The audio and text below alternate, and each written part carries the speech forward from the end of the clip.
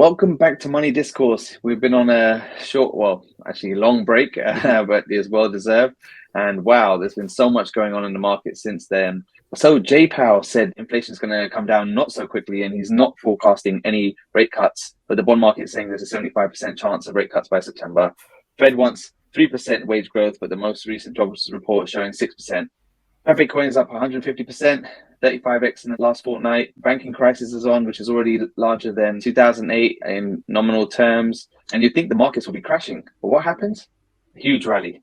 Everyone thinks everything is fine.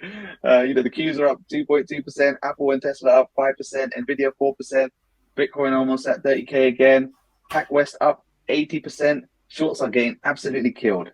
Rajan, what's going on? Well, I tell you what, we might have been away for a bit, but the show wasn't, a shortage of things to talk about in this market. And so, this week was the big week on the macro front. We had the Fed raise 25 basis points. We had the ECB raise 25 basis points. We also saw the Norges Bank in Norway, another 25 basis point. The RBA, they surprised. They were expected to hold, and they raised 25 basis points. And Bank of Canada, they indicated they have been on hold, and they have indicated that they're looking to rate. They may hike rates further if inflation gets sticky and continues where it is. But the main difference with the Fed this time and the language that came around their recent release is that they pretty much imply that they're done with their current rate cycle, and now they'll be more data dependent. So basically, it's a question of what do you think the data is going to do. So if the data comes in still a bit inflation leaning hawkish, then we potentially can get further rate hikes down the line. And so we've got a few of the analysts, the sell side analysts, actually thinking that this might be the case. But for now, 25 basis points, we've got to that terminal rate, short term anyway, 5 to 5.25%. But the Fed has to now think about what's going on around them. Like you said, the banking crisis, bigger than 2008. But the thing is, it's just amazing. And you've got First Republic taken over by JP Morgan making a nice, sweet deal for them. But they're the only one of the I was reading now, like their deposits are now approaching 15% of America's whole deposit base. 15% of it is in JP Morgan, and JP Morgan just literally taken one by one all of these regional banks. And the thing about First Republic, they're a high net worth client bank, so they it sort of fit right into JP Morgan's wealth management division. So that had great synergies, that one. But we had PacWest that dropped 50% the other day. 90%, so we had 50% down and 90% up. So we're pretty much back to where we were. We've had a spate of earnings. We've had so many of them. And I'll tell you one thing about this quarter is definitely a return of the big caps. We had a gigantic move for Microsoft. Microsoft was up like 9%, 10%. Like you just mentioned, Apple, they reported yesterday, and they beat on the top and bottom line, and they're up healthy today. We had even Coinbase up around 17%. But one of my favorites, SOFI, that got absolutely taken to the cleaners. So that wasn't nice this week. But all in all, Friday just finished. We just seen the market close. Friday's finished on a good tone.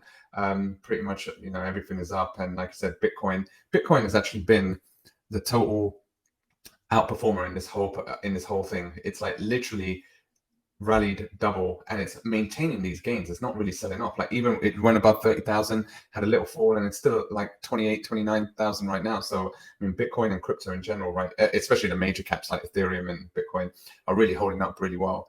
So so what have you been doing? Yeah, so to be honest, I've just been a bit of a bag holder right now. Just a few trades here and there, just some short puts, which have returned just a nominal amount. But otherwise, it's actually been quite tough to know what the real sentiment is. You think that, with this huge banking crisis, you think that, the markets are going to crash, but it's just doing something completely opposite right now. And with Jay Powell pushing another 25 basis points, when there's clearly huge cracks in the system, but they're just trying to prove a point and trying to keep inflation down. In the hindsight, looking back, over the last 12 months, a lot of stocks already hit their bottom last year. Seeing it's like if sector by sector things are going down and then coming back up again. So it's not like this whole unified market crash anymore. It's just kind of like these sectors. Yeah, it's very sector driven right now. Yeah. So what are you thinking? Anyone who's following the portfolio can see what I'm doing right now. But as you can see, I've actually had the least amount of trades on that I've had, because we've literally had so much of a volatility crush that there is no real juicy premium out there. And where there is juicy premium, it's those stocks that are moving so much that the risk reward, it's makes it a bit tough to make it a compelling play. I do like the fact that oil, we had that OPEC oil cut, which drove oil above $80, and now it's dropped it dropped about $11 back down to 68, and now it had a bit of a rally with the rest of the market. But like I mentioned this morning, just earlier in this pod, SoFi's screwed me over big time. And it was funny, the market action of SoFi. I'm just going to talk about it a little bit.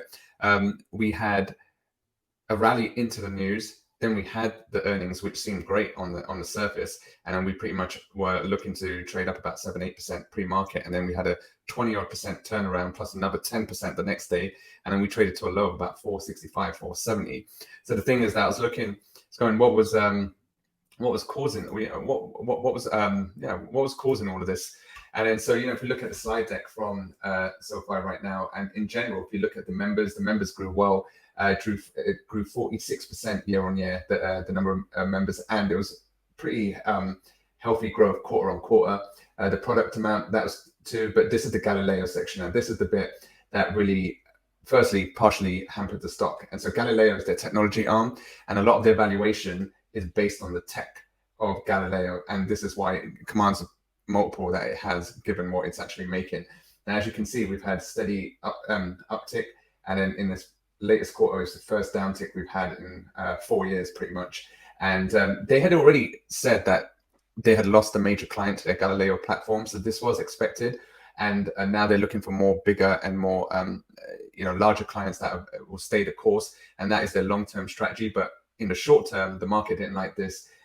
They start seeing headwinds in technology platform where the valuation is all made, and that brought it down. And secondly, and something that I guess I didn't really know it as much as now looking a bit more into it, is that SoFi, they have grown their loans quite well, and their lending division saw a huge increase. But so we saw the adjusted EBITDA increase right there. So the lending division saw good revenue growth, and their loans increased quite substantially, but so did their deposits. They actually attracted $2.7 billion worth of deposit in this current banking environment where everyone's pulling their money from regionals and putting it into treasuries or JP Morgan or something. But they got 4.2% interest on their accounts, so it's been pretty attractive to put it in. They've also raised their FDIC insurance to $1 million, so it's covered most of their clients that they've got. But the thing is that a lot of the loans they have, they're keeping it on their own books rather than taking a loan and then selling it on. And because of that, there's a lot of fear that, given the current macro environment, that SoFi might be liable for a lot more bad loan losses than if they had just sold it off. But it's because they have the loans on their books, they're making high net interest margin, and that has helped their profitability. But because they are taking the brunt, or they basically have the risk of having all of those loans on their own balance sheet rather than selling it out, I guess, coupled with the general environment in banking right now, that has absolutely destroyed the stock. Now, today we have rebounded. We're back at 516, which is all right. But, when I saw it come down, I was just buying. I bought some options. I bought some 5 calls, and I just bought some stock because, underlyingly, you look at the numbers are good, and they've beaten quarter after quarter after quarter. So, unless something materialistically changes, I don't see the current valuation justified like in the 4s. It seems a bit crazy. So SoFi was one. Shopify has been another one.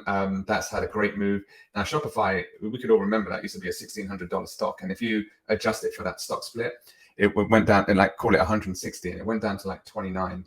And their latest earnings, they had a great beat, 23% up, and today was another 7% up. So we've had a huge move in Shopify, and again, Shopify is increasing their profitability, and the biggest thing they done is there was a huge overhang that they were thinking Shopify, should I say, we're trying to copy the Amazon model for fulfillment. They were going to build out their whole fulfillment center, and a lot of people were a bit worrying about that because that is one massively expensive endeavor. But they ended up selling their logistics arm, and that was a huge overhang off the shoulder, gone from the stock, because now they're outsourcing their fulfillment capabilities. And because of that, coupled with just generally good numbers and everything like that, Shopify had a big move. So those are the 2 stocks that I played quite a bit recently. And then the other ones, Microsoft, annoyingly, that's the one that I just don't really own. Tesla, I'm bank holding it. That's been an underperformer relative to the other big caps right now. Facebook, yeah, we spoke about that not that long ago in the pod. And yeah, I sold it. It's 230. So I just been decided to keep it.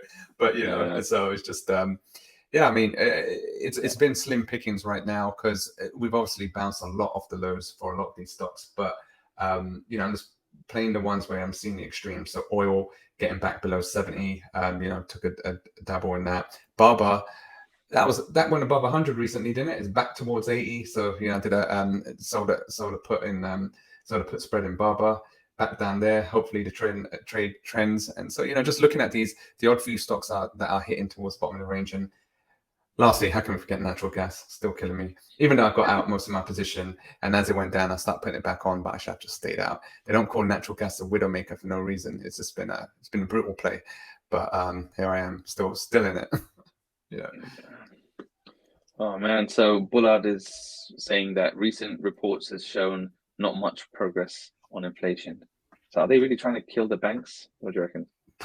Like, what's the agenda? Let's put it this way: like the banks, again, the banks are not really. If you think about what's driving these bank failures, it's not actual banking liquidity or anything like that. It's just these bank managers which got complacent with these low rates for so many years. So while they had all these deposits, they bought up all these treasuries, earning 1% interest. But the thing is, the mark to market on these treasuries are like down 30%, 40%. And then that is fine as long as you can hold it to maturity. But the thing is that when you start getting word of all of this and all these people start withdrawing their money, and now the velocity of money withdrawals is just bananas with online banking. We were talking last time, SVB, about 4 billion an hour was being withdrawn. So you take all of that. And so, the banks that are screwed right now are already screwed. So like they're already screwed at 5%, whether it's 5.5% or 5%, they're already screwed. So we've already seen all these rumors, with PacWest talking about strategic alternatives and things like that. But I do think the Fed has to really let this play. I still see food. Definitely, there's a lot of inflation there, but we are seeing a lot of, we've got CPI next month, and we had a good print last month. So let's just see if that continues on this month. But to be honest, as much as the Fed is trying to say something, I think it's telling the market don't get complacent. But I do believe this is it, short term anyway, for the rest of the year at least. Yeah, even Dalio is saying this. It's like a global issue. He's saying all sorts of entities, pension funds, insurance companies all around the world. There's a lot of buying of these government bonds, and they've all gone down in value. So it's where the chips lie once everything comes to roost. It's just, whew. And even when you look at the latest job numbers, right, you have to take all these figures, with a massive iceberg amount of salt, because they've just been revised in terms of the last job reports from 235k to 165k. Like, how wrong can they get things? I can understand it because it's like a couple of thousand, but like the margin of error is just so massive. Even Feb's gain is now at 248k instead of 326. Yeah. So like combined over the last two reports, they overestimated by like 150,000 jobs. It's crazy because these numbers move the market, but then they end up being wrong. Yeah, that's what I'm saying. It's purely just an algo-driven thing because, like you said, March and Feb got massively revised lower, and so we've got this beat right now on this print, and the market has reacted to that. But what does it really mean? What does it? It doesn't mean anything. It's just. Yeah. But you can see it's like these numbers are being massaged to try to get what the Fed want to get done. Like it's just, I don't know. Oh gosh, you've got to take it with this. Yeah, you've got to take it with a grain of salt. Today you had a big move. I think partly some of the macro might have helped it, but obviously you had Apple, which is the largest cap, driving things, and it's just so crazy when it moves up to almost all-time highs. They added like 130 billion in market cap just today. It's just like, it's just top shit. It's incredible. Yeah, it's just, but like I said, big tech is leading the way again, and you just sort of think if it, in terms of share price, Microsoft and Apple are now getting back towards their all-time highs. Apple's not that far away.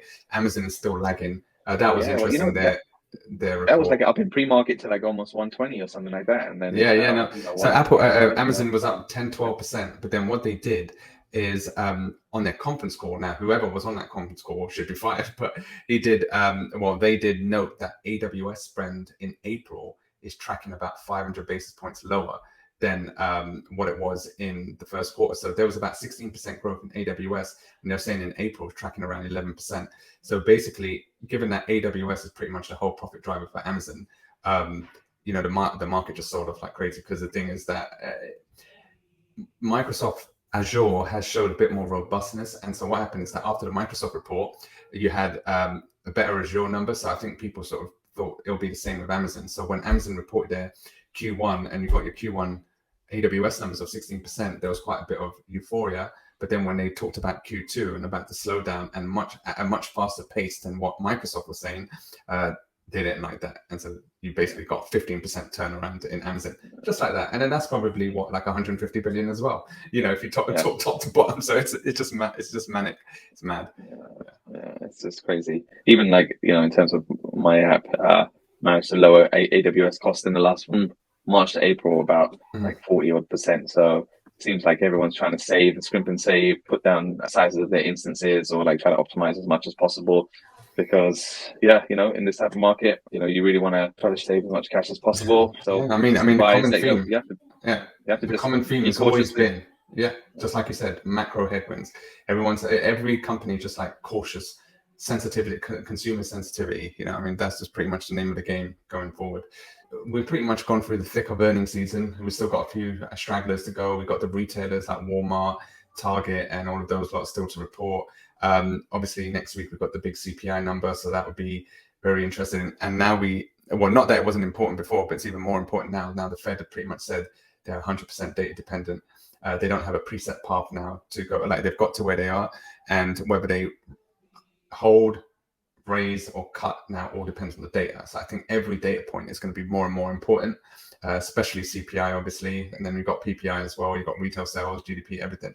So I think we're going to now see a lot of reactions to every piece of data because we know how contingent that is to the Fed's decision making.